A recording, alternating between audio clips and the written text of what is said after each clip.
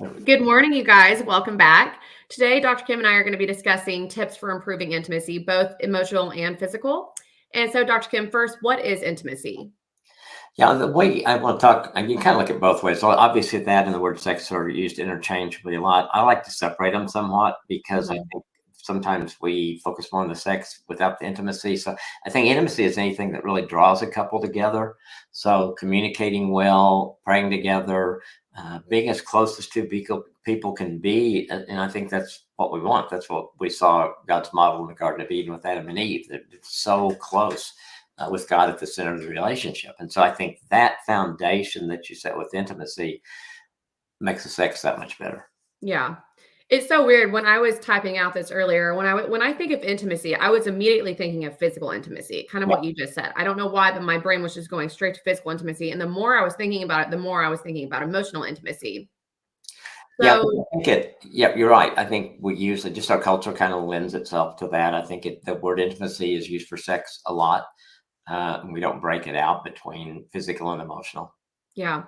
And there was something on, it's one of your older one things, and it says, it's really good. I thought that it was very fitting for today.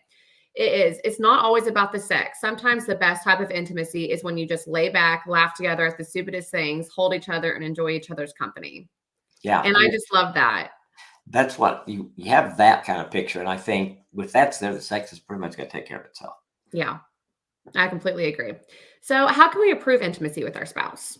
Um, I think improving the relationship, Okay. working on the relationship, the closer you get, the more time you invest in it, the more grace you give your spouse, the kinder you are to your spouse, the more respect you give to your spouse. Those kind of things, I think, are going to improve the intimacy because those are the things that are going to draw you closer together and you're working on the relationship. And I think so much about marriage is being intentional every day about your marriage. That's Absolutely. kind of what, and I think it just plays out in so many ways when we do that. And just as the opposite of it, if we don't do those things, it plays out in some negative ways. Yeah. So, do you think between emotional and physical intimacy, one is more important than the other? Um, that's such a good question. I think probably emotional. I think if you have the emotional, it lays the groundwork for the physical or the Okay. sexual. And because you can always, I mean, any two people can have sex. They don't Yeah. have to have a connection on it. And so I think it becomes just that. And the intimacy then is taken out of it. You're having sex, but you're not having the intimacy with the physical relationship. So I think the foundational things that you get for building the emotional part of it are going to carry over to the physical part of it. Yeah. So, what are some specific things that husbands can do to improve intimacy with their wives? I think probably just being focused Okay. with her, taking time with her. And I think for guys, we talk, the one thing I like to separate on the intimacy between the physical and the non-physical is because I think a lot of times we don't do the non-sexual touching. And I Yeah. think that's a really good way to build intimacy with our wife so that she doesn't think every time you touch her, you're trying to have sex, Yeah.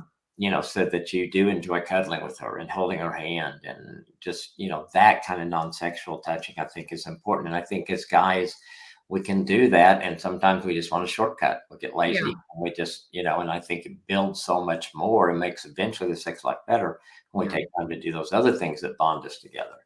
I completely agree. When Boone goes out of his way to hold my hand when we're walking or to give me a hug when I come home, it definitely does connect us on a different level. And Yeah. I appreciate when he does that. I'm like, oh, you're going out of your way to make me feel comfortable, to make me feel loved. And it just definitely makes me more appreciative of him. So I could totally see how that happens. Yeah, and I think it helps you be willing to be more vulnerable with them. I mean, Yeah. in a sexual relationship, the woman is pretty I mean, yeah, she's pretty vulnerable, and so Yeah. the more you trust your husband, the better the sex relationship is going to be. So, Definitely. as guys, it's a responsibility, I think, to do the things that help you trust us, to Yes. help us feel you Yes. feel safe with us, and so yeah, I think that makes a big difference. So what do you think if it were to be the other way around? What do you how do wives, how do they do that with their husbands? How can they improve it with their husbands? I think one thing I thought of when I saw that question is so many couples that I see where they felt really close and they have kids, and then I think a lot of times the wives focus goes more into the kids and Mhm. sometimes not really realizing it's expensive to the husband. And so I think we need our wife's focus. So taking time to just be a little intentional with your focus toward them. Okay. Words of affirmation, even if that's not his love language, he's going to like that. Yeah. And want to be involved in it. I was reading a deal by a lady, and she was talking about how involved she used to be in her husband's business, and she took a job, and she said his work's changed some, and I couldn't tell you what it's like. And I think just that affirmation that you can give, or just being interested in what you want to. I mean, you want to share what went on in your day, but you also want to give him a chance to share what went on in his day.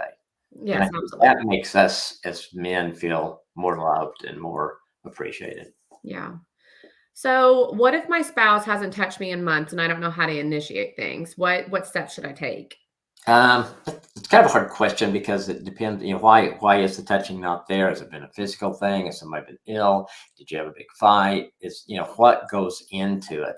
But I think probably what I would suggest that person without knowing more is say, hey, talk to somebody, talk to a Okay. counselor, get to the root of what the problem is, and then come up with your action steps to do that. I think if it's a woman asking this about her husband that he hasn't touched her in months, you want him to be to initiate too, and so Yeah. you want to do the things that need to do to clear the air to get things right, so you can begin to work on this together.